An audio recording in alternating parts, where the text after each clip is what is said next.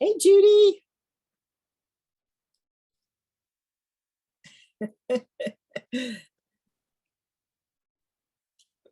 Okay, good afternoon, everyone, and welcome to the weekly webinar. Glad to have you here and excited for our presentation from Patty Garney today. I'll remind everyone to keep yourselves on mute during Patty's presentation, and feel free to use the chat if you have questions or comments. And if you need closed captioning, you can look at the button at the bottom of your screen to turn that on. And this is being recorded, and we will have it available within 24 hours. With that said, I first am going to introduce Dr. Jeffrey Burns, who is the co-director of the KU Alzheimer's Disease Research Center and a professor of neurology. And we are really excited and lucky to have Dr. Burns with us today. And he's going to tell you more about our special guest, Patty Garney. So Dr. Burns, I will stop sharing my screen so people can see you. And you can take it away. Thank you. Okay, great. Well, thanks everybody for being here. It's a special day. It's called One Day, One KU, and I'll come back to that.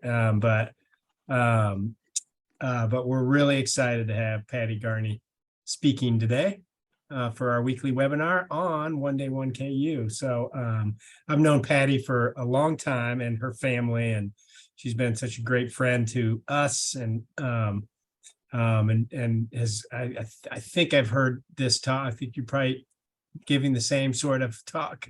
Yep, I've heard this, and it's amazing, and she's got a great story to tell. But I want to just tell you a few of the official things about Patty. So she's lived in the Northland for over 50 years, and she's been very involved, far more involved than I knew you were involved, but I didn't know you were this involved. On all kinds of boards and charitable organizations focusing on the needs of counties north of the river. She co-founded the Harvest Ball Society and served as their president 3 times and chaired their 25th anniversary event. She chaired the fundraising campaign to build SafeHaven, which was the first domestic violence shelter in the Northland. She's chaired Jazzoo twice, was the co-chair of Community Care for United Way, and is the charter member of the Friends Council of Children's Mercy Northland. She served on the William Jewell College board and the KU Advancement Board, which I think is part of how I got to know you, Patty, is through your service on the Advancement Board. She's been recognized by many organizations for her leadership and community service, and this includes Park University, who gave her their Service Above Self Award. William Jewell College gave her the Yates Medallion for community service, and the City Union Mission gave her the Woman Who Changed the Heart of the City Award. And she received the Hats Off to Mothers Award. So impressive, Patty. And but more importantly, you've just been an amazing friend and supporter and helping guide efforts of the center. And on this day, One Day, One KU, over the last few years, Patty has led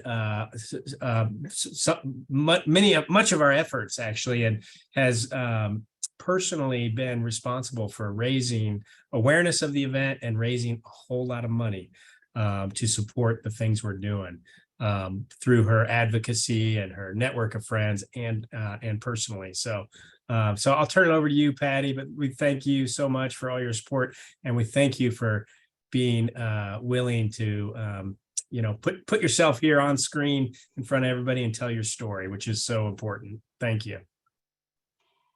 Thank you, Dr. Burns. A very kind introduction. Good afternoon, everyone. Well, I'd like to tell you a story, and in many ways, it's like a fairy tale, but I'm afraid it's not going to have a very happy ending. I moved to Kansas City from Saginaw, Michigan, a good place to be from, in 1963 to be a stewardess for TWA.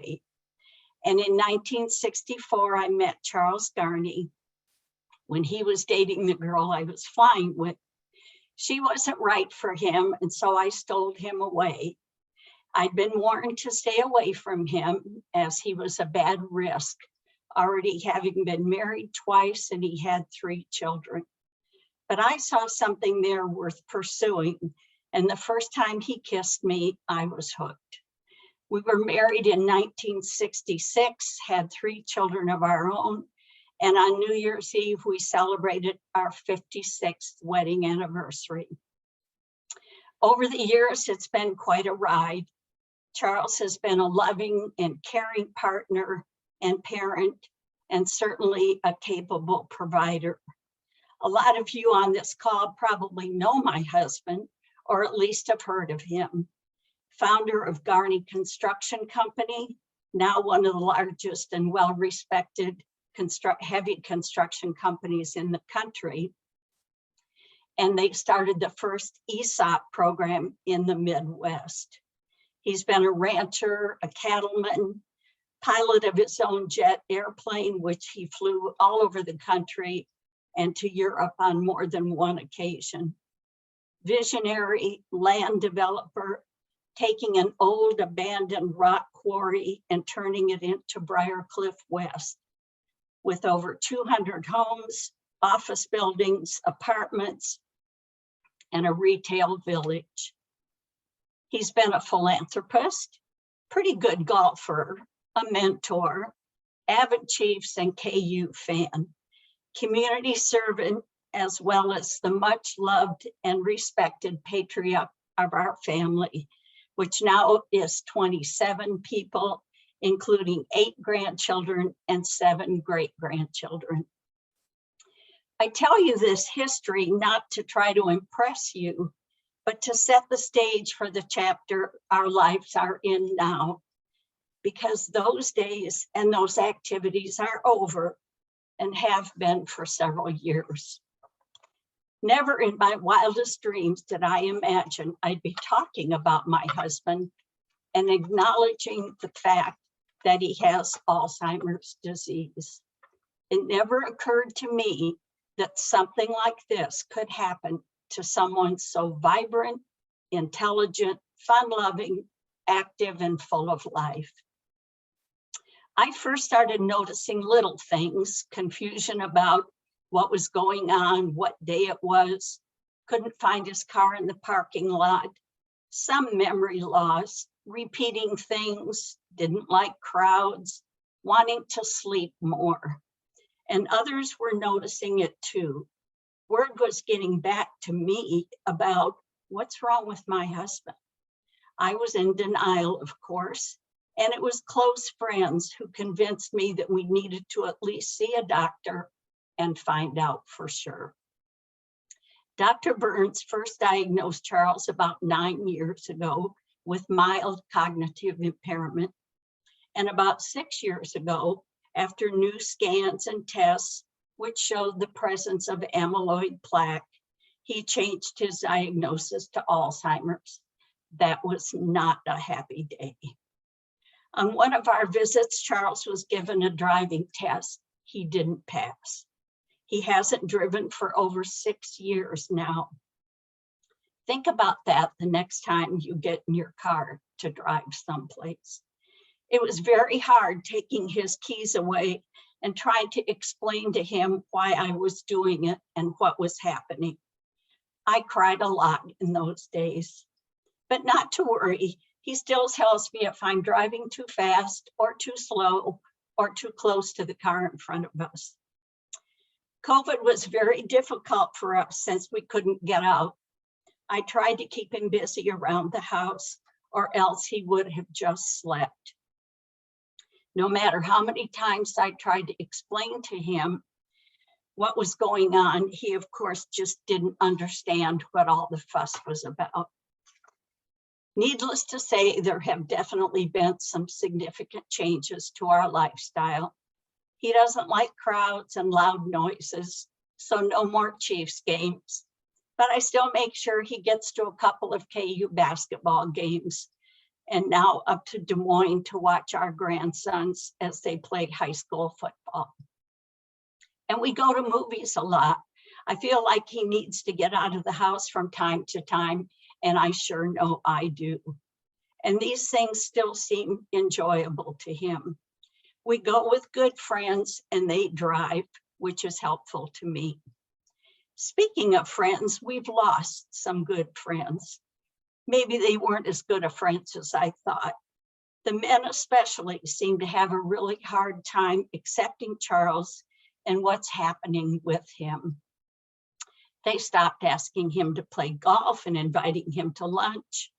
They would make an effort not to sit by him if we went out because they knew that he'd ask them the same questions over and over when we were together. I know it's frustrating, but he can't help it. And it really hurt my feelings. So I've replaced those friends with new friends, some who also find themselves on the same journey with their spouse. If you are with someone experiencing memory issues like Alzheimer's or dementia, please be kind and respectful. Try to have patience with them, and hopefully you'll never find yourself or a loved one facing this same situation. Things aren't all bad. He would never go to see the same movie twice. And now if there's one that I want to see again, like Top Gun, I can get him to go because he doesn't remember that he'd already seen it. He never liked leftovers. And now I can serve him the same meal again because he doesn't remember that he had it yesterday. This period of our life that we find ourselves in is trying for sure. I've lost my best friend.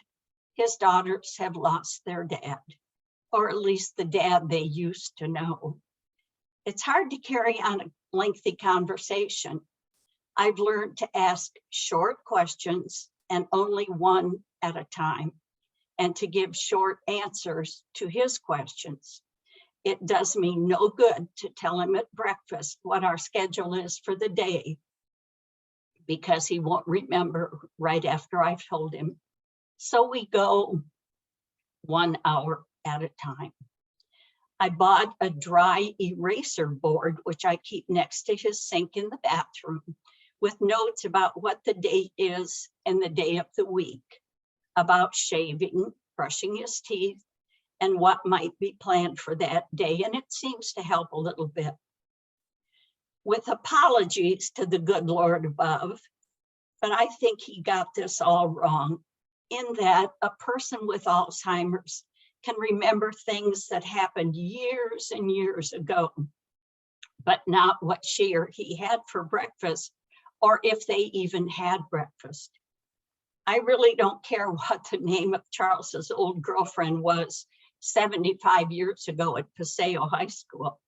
I want him to remember that his grandson hit a home run or made the winning basket in the game. Alzheimer's is not fun. Please don't feel sorry for me. I'm actually one of the luckier caregivers, as my husband is a happy camper. And for that, I am so thankful. He wants to be kind. He was 91 at Thanksgiving, and other than his memory loss, he's in pretty good physical shape. Born and raised in Kansas City, Charles was a very visible and active member of this community, with lots of friends and business acquaintances. I'm sure many of you have heard of him and may have even worked or volunteered with him. What always gets me when I meet someone I haven't seen for a while, and they'll say almost in a whisper, "How's Charles doing?" Like they shouldn't ask or something. I usually fib a little bit and say, "Well, he's doing just fine. How's your husband?" There is nothing to be embarrassed about or shy away from talking about. This is when we need to unite together to fight this disease. None of the people affected ask for this diagnosis. Our marriage vows state, for better or for worse, in sickness and in health. We need to be a team and do all we can to help them on this journey. There is strength in our numbers. Thank goodness for Dr. Burns and Dr. Swerdlow and their wonderful team. Bless them all. They are making progress. I'm pretty sure a cure won't be found in Charles's lifetime, but I know it's out there somewhere, and I know they'll find it. My doctor tells me that I need a sense of humor and patience, lots of patience. Some days I have it, and some days I don't. But we get through each day, and I know he loves me and appreciates me being there for him. We don't go out too much anymore. I do my best to shield him and protect him. Staying home is not all bad. My closets and cupboards have never been cleaner or better organized. We have a great family and some wonderful, very dear friends that I am so grateful for. Over the past few years, we've settled into a routine.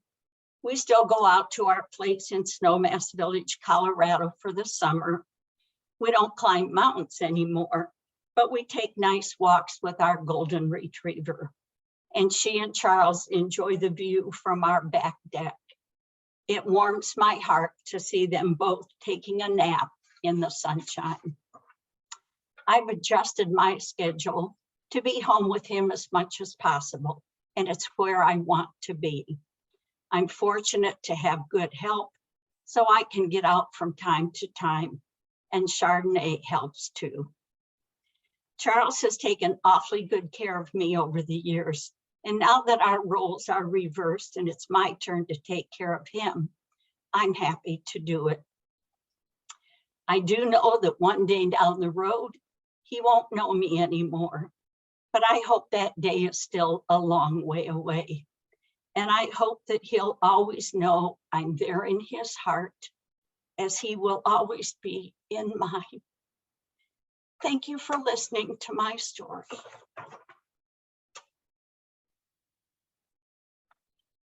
Thank you, Patty. Really appreciate you being willing to put yourself out here and tell your story. And it's so important. And I don't know if we want to take questions, Kelly or Tina, but I guess I have one for you, Patty, or maybe it's more a comment. You actually taught me something. I like to use the word fight, and I feel like we are sort of, the researchers are fighting Alzheimer's. I think I recall you at one point saying, that's not really the right word. It's more a journey, or and I think is what you use, a journey. And I don't know if you maybe add to that, or talk a little bit about that. Well, lots of times when there's an obituary in the paper and the person has died with Alzheimer's, maybe not from it, but they'll mention his fight or his struggle or whatever. And certainly we are fighting, and it is a struggle, but it's a journey. And, there's maybe not going to be much light at the end of the tunnel, but we just have to do what we can do and stay united and work together and be there for each other. Yeah, it is a journey of one adaptation after another, and a struggle. And I think our research, it is a fight where we're trying to figure out what on one level, what's the target, and how in terms of what causes Alzheimer's and what causes these changes. And but I do think, I think it's better to think of sort of the care partner's role as being more a journey where we're adapting and responding to changes. And you've done it so amazingly well. And I can't believe I've known you now for 9 years, but you've just been a star, I think, in terms of being a caregiver for Charles. So I don't know, any other, I guess I'll say one other thing. This is not a fundraiser today, but it is One Day, One KU. It's one day a year where KU puts on this sort of a day of, raising awareness and generating interest in different programs. and they raise money across the campus. And so it is a big day for the campus. And we have had huge success in the last few years, thanks to you, Patty, in terms of spreading the word and getting some of your good friends involved. And so I don't know, so if anyone's interested in donating, even $1, actually a lot of our administrators, our higher ups, will count how many people donate on this day. And they see that as a sign of strong community support. So even $1, $5 or more will help. But if you look up One Day 1KU online, you can make a donation directed to the Alzheimer's Disease Research Center. But Patty, I don't know if you want to make a comment about One Day 1KU.